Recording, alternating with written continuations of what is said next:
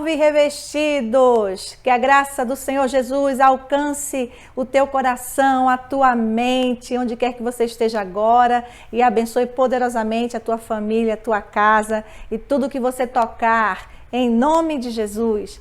Nós estamos iniciando aqui o nosso segundo módulo do curso O Triunfo, vencendo as crises existenciais, emocionais e espirituais. E nesse segundo módulo nós estaremos falando sobre vencendo as crises emocionais. E eu sei que Deus vai falar profundamente ao nosso coração, porque Ele tem propósito em tudo isso. E desde já eu queria te convidar, se você não é inscrito no canal, se inscreve, compartilha com as pessoas, abençoa as pessoas com a palavra de Deus, curte, ativa o sininho das notificações para você receber todas as vezes que nós lançarmos alguma coisa no canal Ministério Revestido, Saúde Emocional e Espiritual.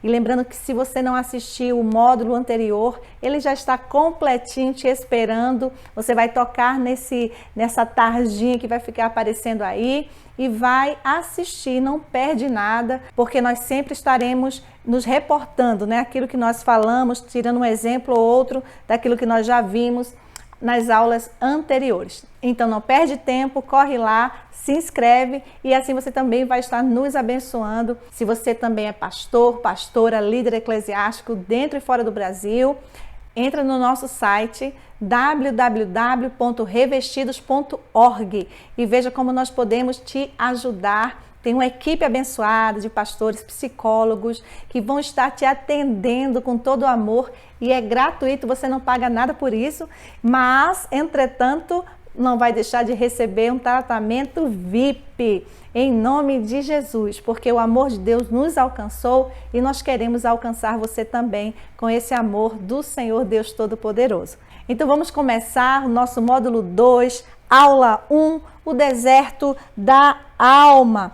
Querido e amado, você já falou assim, minha vida, estou passando por um deserto. Senhor, que deserto é esse que eu estou passando?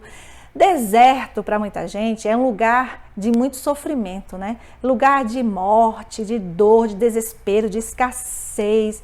É lugar onde você não vê nada que possa gerar esperança no coração. Não tem um matinho, uma sombra para te proteger do sol, nem traz a quietude, né, do calor para aquecer a noite. Então, é um lugar muito difícil, inóspito. Entretanto, quando Deus, Ele olha para o deserto, Ele vê um lugar de frutificação. Deus, Ele olha para o deserto e vê um lugar de bênção, de milagre, de manifestação do seu poder. Foi no deserto onde grandes acontecimentos foram apresentados para nós.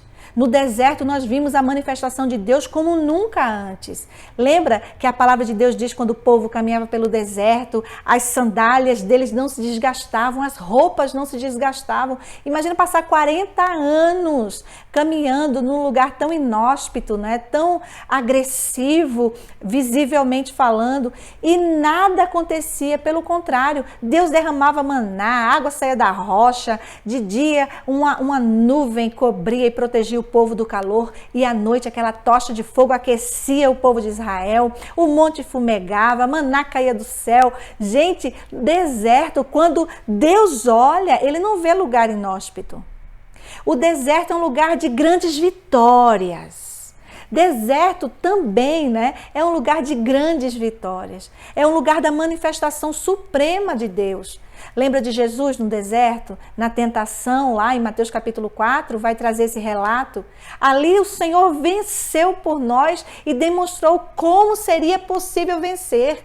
Consagração, busca, resposta de Deus, se deleitar com a presença santa, não negociar sua identidade, porque o deserto é medonho para tentar roubar a nossa identidade. Mas quando nós sabemos quem somos, não importa o lugar, você sabe que é filho de Deus e não existe proposta que o inimigo venha tentar lançar sobre a sua alma. Você vai saber que seja no monte ou nos vales, você é sim amado e Deus tem um propósito muito específico. Mas existem aqueles que ainda não entenderam isso. E no módulo anterior nós vimos, né, a crise existencial. Por que essa crise se instala? Quando foi que o homem e a mulher perderam a sua identidade?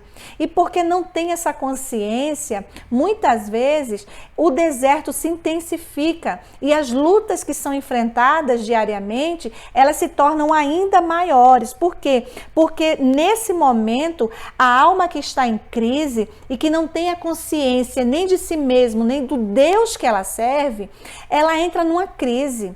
E ela não consegue ter essa mesma perspectiva de que Deus no deserto pode fazer fluir manancial. Pelo contrário, a alma dessa pessoa, ela se priva desse entendimento, se priva e mergulha assim profundamente nesse lugar de tormento e desesperança. Mas é aí neste lugar que a mão do Senhor vem e nos arranca.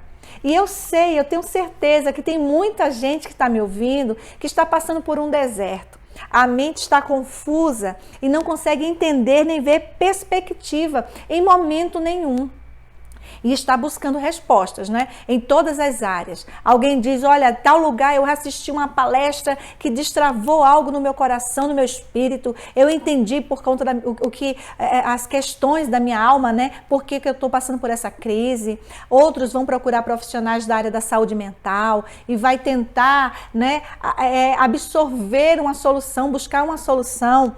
E aí, quando eles buscam, né, na questão da ciência, buscar um entendimento científico, ele vai perceber que existem caminhos que são bem obscuros. E eu não sabia.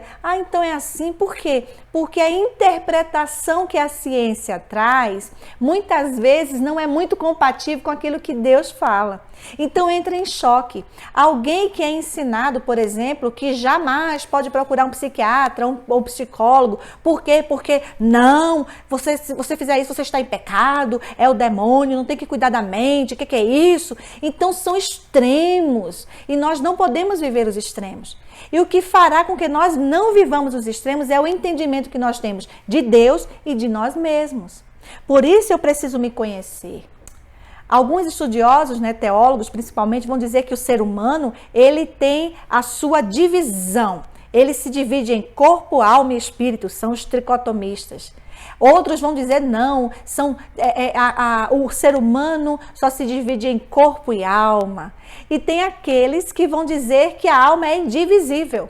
Então nós temos os tricotomistas, os dicotomistas, corpo e alma, e aqueles que a alma é indivisível, não se divide. Então quando eu estou rodeada de tantas informações, né, de tanta resposta, um vem com a resposta, outro vem com outra, como que eu vou entender o que é que está passando na minha mente? Como que eu vou saber como sair desse deserto? E se eu estou passando por esse deserto, como foi que eu consegui chegar nesse lugar de morte, de medo, de pavor? A filosofia, a psicologia e a religião, por exemplo, elas têm as suas definições. E algumas delas mais vão atrapalhar do que ajudar. Mas nós precisamos entender todo esse contexto, né? Para não dizer assim, eu fui enganada. Porque o nosso objetivo aqui é trazer todas as esferas de entendimento, quase todas, para que nós possamos examinar tudo e reter o que é bom. Mas lembrando sempre que a nossa base principal é a Bíblia Sagrada, é aquilo que o Senhor deixou para nós como orientação, como estatuto eterno. Na filosofia, por exemplo, o filósofo neoclássico Humberto Pandovani, ele vai dizer que em seu livro A Filosofia da Religião e o Problema da Vida, ele vai dizer que a resposta para todos os problemas da humanidade, inclusive das crises existenciais, está na religião. Coisa louca, né? A filosofia, através de Pandovani, vai dizer que a resposta para as crises existenciais está na religião. Aí vem a religião, e a religião vai dizer que o cerne de todas as questões está no distanciamento do homem com relação ao equilíbrio entre ele mesmo, né, suas forças e as forças superiores que regem o universo. E quando eu falo de religião, eu estou falando de todas as religiões. Então, nessa perspectiva, a religião vai dizer que o desequilíbrio existencial está entre o distanciamento entre o homem, a sua alma e a força superior que rege o universo. Para nós, essa explicação está naquilo que nós já vimos no módulo anterior, quando o homem se afasta da presença de Deus, a sua alma sai da segurança, ele se distancia dos braços do Pai e aí ele vaga sem rumo e sem destino. Já a psicologia, ela vai buscar respostas para a alma, só que ela não entende alma, mas sim mente. Ela vai buscar respostas para a mente através do relacionamento que existe entre o corpo, ou seja, as funções físicas e as funções psíquicas. Então, o equilíbrio ou o desequilíbrio entre essas duas funções vai criar, sim, crises na nossa mente. E tudo isso vai fazer com que nós sejamos influenciados. Então, a religião, a filosofia, a psicologia, a economia, a sexualidade, tudo isso influencia diretamente o nosso comportamento. Todas essas informações vão fazer sim com que a minha vida se torne um deserto, ou eu me ache no deserto, porque são tantas informações e nenhuma delas vem sanar as dores da minha alma. É por isso que tudo que nós sentimos precisa ser muito bem estudado e avaliado. É interessante que todas essas nossas percepções, né, essas influências, a maioria delas, principalmente 99%, advém de influências externas, daquilo que eu observei, das informações que vieram a mim de forma externa. E a partir dessas informações, a alma, né, ou a mente, ela vai formatar, organizar e interpretar. Por esse motivo é que nós precisamos também entender e dar importância ao que nós comemos, com quem nos relacionamos e em quem nós estamos crendo. Porque essas influências externas vão sim trazer vão nos impulsionar, nos influenciar no nosso comportamento, na nossa percepção de sucesso, vai influenciar na nossa fé, se a gente vai conseguir avançar ou não, nos projetos, em tudo. Por isso que eu preciso saber com quem eu estou me cercando e onde eu estou me alicerçando. Então, toda essa interpretação, ela também pode ser feita a partir da maneira como eu imagino e não como de fato é. Como? Você sofreu uma dor muito grande, um trauma, uma decepção. Tudo que está ao redor, todas as informações que você receber, você vai analisar a partir dessa ótica, de como você está naquele momento. É como alguém que passa por você e pisa no seu pé. Dependendo do dia que seu pé for pisado, você vai reagir de uma forma.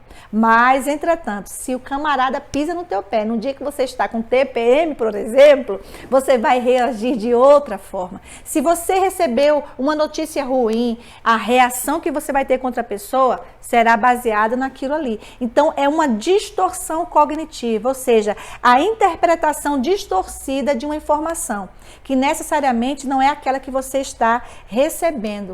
E tudo isso por quê? Porque a alma está adoecida, abatida, ferida. E essa alma adoecida, abatida e ferida vai fazer com que a minha visão a respeito dos fatos seja completamente diferente daquilo que realmente é. É isso que acontece muito com a ansiedade.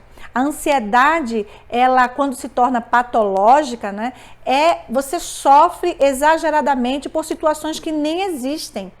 Não, você nem sabe o que será, mas você já está desesperado. Por quê? Porque, não, mas vai ser ruim. Por que vai ser ruim? Porque o teu trauma, o teu medo, a tua situação naquele momento faz com que toda a tua percepção fique ferida e abalada.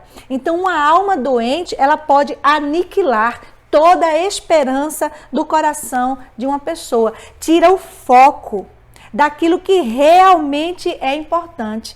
E mais ainda, uma alma em desespero, uma pessoa com alma ferida, ela não consegue solucionar os seus problemas.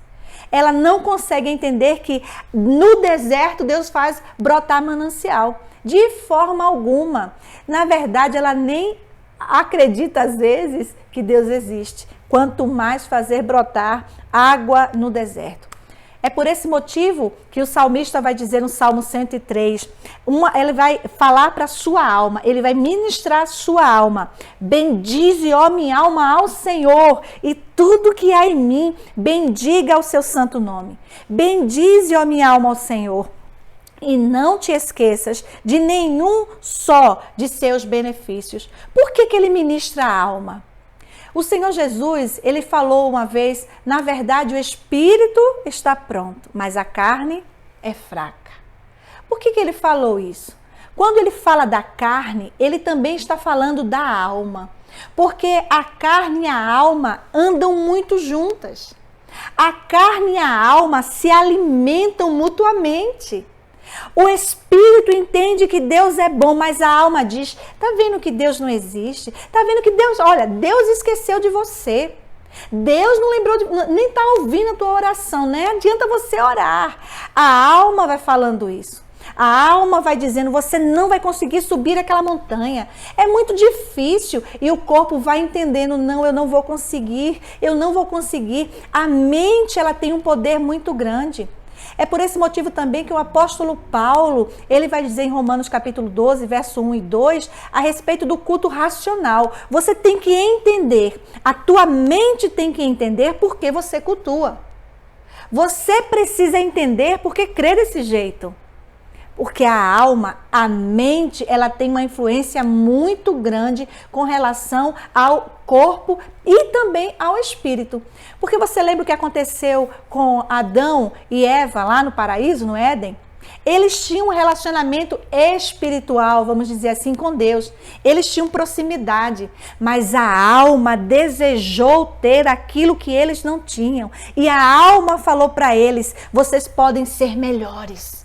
E eles decidiram seguir a voz da sua alma, que embora viesse de forma externa, soou na sua alma.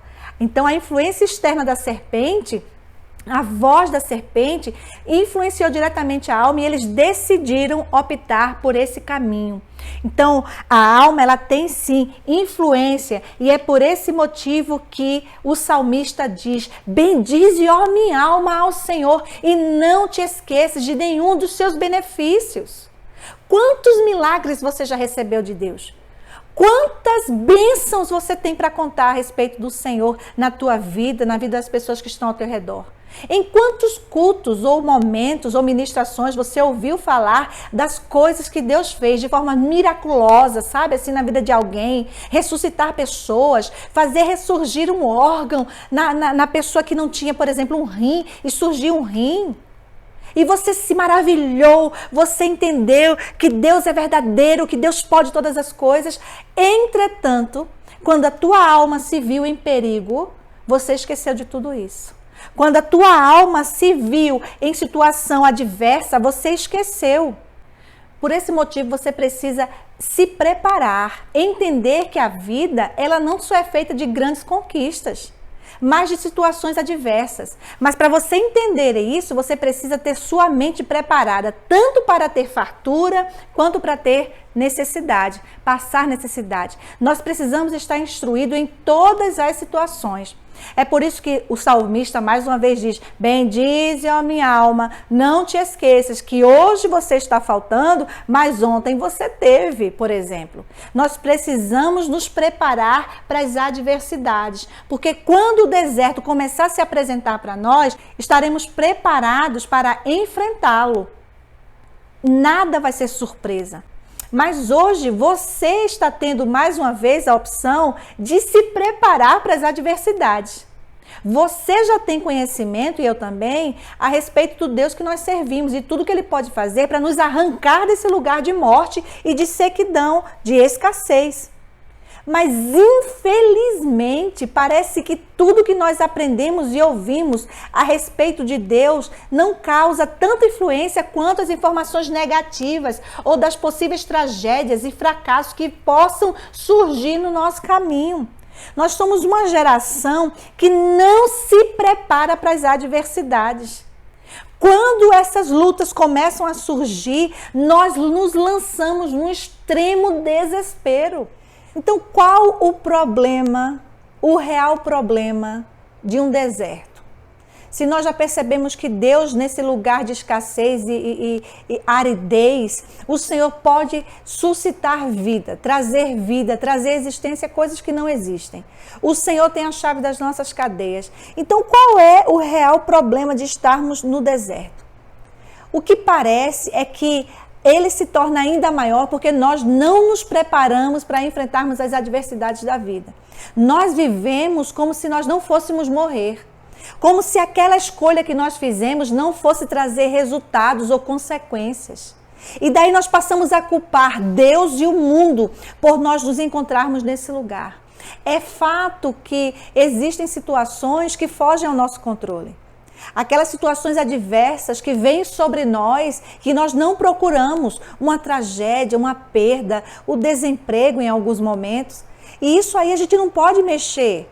A culpa não foi nossa, mas existem algumas escolhas que trarão para nós consequências drásticas. Então, o problema está nos desertos que nós enfrentamos ou na falta de preparo para enfrentá-los. Existem vários personagens bíblicos que trazem grandes exemplos para nós. E um deles é Moisés. Moisés, ele teve sua vida marcada pelo deserto. A Bíblia diz que quando ele sai, fugido porque matou um egípcio, ele vai para o deserto e lá ele vê uma sarça ardente e ele se aproxima para saber o que estava acontecendo ali. Era no meio do deserto e Deus estava se manifestando naquele lugar. E ele teve a sensibilidade de observar, poxa vida, aquela sarça está ardendo, mas ela não se consome. Isso é uma sensibilidade espiritual. Eu preciso me aproximar mais para saber que aquilo ali não é simplesmente um arbusto que está pegando fogo por uma alta combustão, por exemplo. Eu preciso ter no meu espírito uma sensibilidade de que existe algo além daquilo que os meus olhos estão vendo. Foi no deserto que Deus marcou o encontro e marcou para sempre a vida de Moisés. Observa o que diz Êxodo capítulo 3, verso 4. Vendo o Senhor que ele se voltava para ver, Deus do meio da sarça o chamou e disse: Moisés, Moisés. E ele respondeu: eis-me aqui. No meio do deserto, Deus fala. Mas se você está tão envolto na sua crise, no seu problema, você não vai ouvir. Imagina se Moisés, que estava fugindo, que estava ali, era um forasteiro, um foragido, ele ficou: Moisés, Moisés, nossa, são aqueles que estão me perseguindo, são aqueles que estão atrás de mim porque eu matei um egípcio. Se ele estivesse focado única e exclusivamente na situação que ele estava enfrentando, ele não estaria entendendo que era Deus que estava falando com ele e que a partir daquele momento a vida e a história de Moisés ia mudar para sempre. E a atitude que ele teve mudou para sempre a história da humanidade. Porque não importa se você está no deserto ou não, o que vai importar é se você tem sensibilidade para ouvir Deus te chamando nesse lugar de morte, nesse lugar de escassez, nesse lugar de fuga. Deus está lá também. E mais para frente, no verso 10 do mesmo capítulo 3 de Êxodo, o Senhor vai dizer: vem agora e eu te enviarei a Faraó para que tires o meu povo, os filhos de Israel, do Egito. Deus está dizendo: meu filho, eu vou te enviar para o meio daqueles que causaram dor. Eu vou te mandar de volta para o lugar de enfrentamento. Mas você não vai enfrentar sozinho. É por esse motivo que eu preciso conhecer as minhas dores, as minhas raízes, onde foi que eu caí, e enfrentar. O tempo não vai apagar. Uma pá de cal, uma pintura de cal não esconde a podridão do sepulcro. Lá dentro está o cadáver se consumindo. E não é a pintura de cal que vai esconder a real essência do que está no interior do sepulcro. Eu preciso entender que eu tenho a obrigação de enfrentar esses problemas. No meio do deserto é hora de avaliação. É o momento em que eu vou olhar para dentro de mim e começar a pensar onde eu caí, por que eu cheguei até aqui e qual o caminho de volta. Qual o caminho de volta? Mas se você parar e ouvir, você vai escutar Deus chamando o teu nome. Sensibilidade. O deserto é um lugar de sensibilidade. É onde as vozes se calam e você é obrigado a olhar somente para Deus. Porque não tem saída. Só Deus pode trazer uma solução. Outro grande personagem que teve a sua vida marcada pelo deserto foi Elias. A Bíblia vai dizer em 1 Reis, capítulo 19, verso 4. Ele mesmo, porém, se foi ao deserto o caminho de um dia e veio e se assentou debaixo de um zimbro e pediu para si a morte e disse: basta, toma agora, ó Senhor, a minha alma, pois não sou melhor do que os meus pais. Observa um grande homem de Deus, um profeta que tinha acabado de sentenciar e executar a sentença no meio daqueles que profanavam o nome do Senhor. No meio daqueles que profanaram o altar, que mataram os profetas. Deus diz: eu vou te mandar lá. E Elias sabia que Acabe queria matá-lo. Mas Deus diz: eu vou te mandar lá. Vai se apresentar a Acabe. E ele vai com sentença na mão. Só que muitas vezes, queridos, nós nos deparamos com forças que são muito maiores do que as nossas forças. Até mesmo da compreensão de Deus. Elias viu o fogo cair, fez todo aquele reboliço que nós já sabemos. Matou 450 profetas de Baal. O fogo caiu do céu, lambeu até a água que estava no rego ao redor do altar. Ele viu isso acontecer. O Senhor cuidou de Elias, deu autoridade. Mas mesmo assim, ele contemplando as proezas do Senhor, ele teve medo quando ouviu uma ameaça. E a crise da alma faz isso com a gente. Ela não nos faz perceber que Deus não mudou. O Deus que fez o fogo cair era o mesmo Deus que ia proteger Elias das mãos de Jezabel. O Deus que já te fez grandes coisas e proezas é o mesmo Deus que vai te tirar daí. E eu preciso entender. Tanto que Elias entendeu. Deus chama o nome dele. Elias, sai da caverna. Elias, vem para fora. Aí não é teu lugar. E nesse lugar aqui de deserto, a Bíblia vai dizer que Elias foi servido por um anjo. O anjo o alimentou, deu água e ele voltou a descansar, até que ele se recuperou e continuou a sua jornada. Porque no deserto o Senhor nos nutre, nos alimenta e nos faz caminhar. E muitas vezes a jornada ainda continua no deserto, só que agora eu estou nutrido. Agora eu estou nutrido. Queridos, aprendam. Em vários momentos o Senhor pode não nos tirar do deserto. Em vários momentos ele nos faz ficar ali. Porque muitas vezes aquele deserto é lugar de segurança. É lugar onde a presença vai ser manifesta. E eu preciso estar ali. Deus pode não te tirar, nem te livrar do problema. Mas lá no meio do problema ele vai se manifestar. E o teu olhar vai mudar. Assim como o olhar de Elias mudou. E depois que Elias sai da caverna, ele entende: nossa, Deus é o mesmo, ele continua comigo. Deus o amava tanto que o trasladou. Ele o levou. Elias não passou pela morte, queridos. Elias não enfrentou a morte, o maior de todos os problemas e dilemas da humanidade. Por quê? Porque ele sabia quem era. Ele entendeu, mesmo depois de uma crise, que o Senhor é quem o havia convocado. E era de Deus que vinha a força dele. Outro importante personagem é João Batista. E a Bíblia vai falar lá em Mateus capítulo 3. Naqueles dias apareceu João Batista pregando no deserto. Porque este é o referido por intermédio do profeta Isaías. Olha só, Isaías no Antigo Testamento já se referia a João Batista. Olha como a palavra de Deus é atual e imutável, intocável, atualíssima. E ele diz: voz do que clama no deserto, preparai o caminho do Senhor, endireitai as suas veredas. João era sacerdote por herança. O pai de João era sacerdote, mas ele ouviu a voz de Deus e ele foi para o deserto. Ele entendia que lá o Espírito ia se manifestar. Então a visão que eu tenho do deserto vai depender muito mais do meu estado de espírito. Nós vamos falar sobre isso na próxima aula. Sobre a anacorese, sobre vários personagens que preferiram ir para o deserto para ouvir Deus. Coisa forte, impactante. E João foi para o deserto e lá foi ministrado. Se cumpriu no deserto, na vida de João, uma profecia de Isaías, um grande profeta.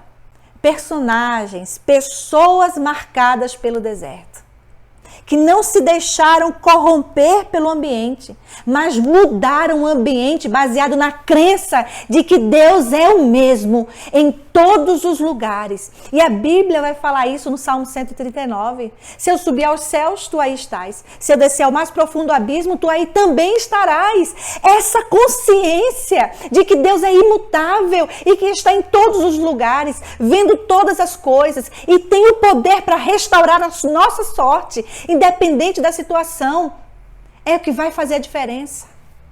É isso que vai fazer a diferença. Quer ver outro importante personagem? Jesus. A Bíblia diz que logo depois que João Batista, João batizou Jesus, Jesus foi para o deserto. A Bíblia diz que o Espírito o levou ao deserto. E lá começou uma grande obra. Jesus só deu início ao seu ministério depois que passou pelo deserto, irmãos.